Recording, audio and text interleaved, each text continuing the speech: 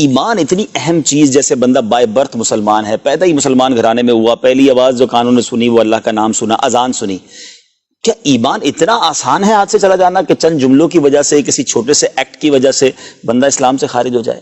دیکھیں بہت ساری چیزیں ایسی ہوتی ہیں کہ چیز تو بہت بڑی ہوتی ہے، ٹھیک ہے، لیکن اس کا فیصلہ چند جملوں میں ہو جاتا ہے اور چند منٹس کے اندر ہو جاتا ہے۔ ٹھیک ہے، ایک لڑکا لڑکی آپس میں ایک دوسرے پہ حرام ہوتے ہیں، وہ ایک دوسرے کے لیے اجنبی ہوتے ہیں، لیکن صرف اتنا جملہ کہ میں نے تم سے تمہارے ساتھ اتنے مہر پہ نکاح کیا، اور لڑکی کہتی ہے میں نے قبول کیا، ٹھیک ہے، یہ گواہوں کی موجودگی میں یہ دو جملے ہیں جو اس حرام کو حلال میں بدل دیتے ہیں ود ان منٹس، شاید منٹ بھی نہ لگتا ہو، ٹھیک ہے، شاید منٹ بھی نہ لگتا ہو، آدھا منٹ لگے گا، ٹھیک ہے، لیکن کس درجے کی حرمت اللہ، اور کیسے سیکنڈز کے اندر جو ہے وہ حلت کے اندر بدل گئی، حلال ہونے کے اندر بدل گئی۔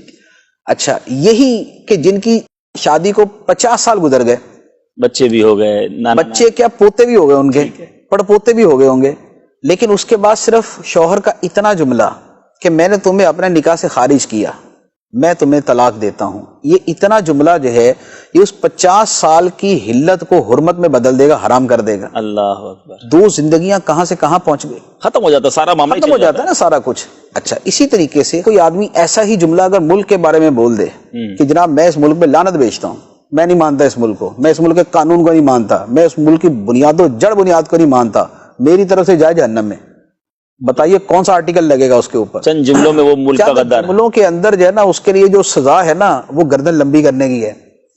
تو جیسے چند جملوں سے ایک آدمی کی زندگی کا فیصلہ ہو جاتا ہے اور کہاں سے کہاں ہو جاتا ہے۔ اچھا، اسی طریقے سے قتل کتنی دیر میں ہوتا ہے؟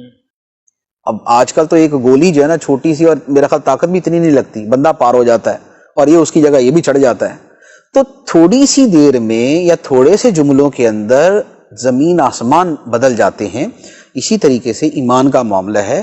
اب یہ دیکھیں کہ جب کافر مسلمان ہوتا ہے تو وہ کون سا جو ہے وہ پہاڑ کھودتا ہے، وہ تب جا کے مسلمان ہوتا ہے، اتنا ہی بولتا ہے نا لا الہ الا اللہ محمد رسول اللہ، میں اس کی گواہی دیتا ہوں، اتنا کہنے سے وہ کس حالت سے کس عظمت کے اندر داخل ہو گیا، اس کا کفر ختم ہو گیا، وہ اس مسلمان ہو گیا، اسی حالت پہ ایمان ہوا، اس کے سارے گناہ معاف ہو گئے۔ بڑی زبردست مثال ہوگی۔ اس حالت کے اندر اگر وہ فوت ہوا تو ہمیشہ ہمیشہ کی جنت اس کے لیے ہے، ہمیشہ کی جہنم سے وہ محفوظ ہو گیا۔ تو یہ اتنا کچھ اس کا ایک جملے کے اندر ہی ہوا نا۔ اچھا، کوئی آدمی اسی کا انکار کر دے، ہے مسلمان، اور معاذ اللہ یہ کہہ دے کہ میں خدا کو نہیں مانتا، تو اس کو تو شاید کوئی بندہ نہیں بولے گا کہ جناب اس کے بعد یہ مسلمان رہتا ہے، جب کسی نے بول دیا تو ختم ہو گیا۔ تو اس لیے ایمان جو ہے وہ چھوٹے سے جملے سے آ بھی جاتا ہے اور چھوٹے سے جملے سے چلا بھی جاتا ہے۔ ہاں، یہ ہے کہ جملے کی نوعیت دیکھی جائے کہ کس لیول کا جملہ ہے۔ ہو سکتا ہے کہ کوئی ایسا نیت کا کسی جگہ اعتبار ہوتا ہے، کسی جگہ نہیں بھی ہوتا۔ ایک آدمی بولے میں خدا کو نہیں مانتا اور اس کے بعد بولے جی میری نیت کچھ اور تھی، تو اس کا اعتبار نہیں ہوتا۔ یعنی اتنا اسرح السری قسم کی جو چیزیں ہوتی ہیں اس کے اندر نیت کا اعتبار نہیں ہوتا۔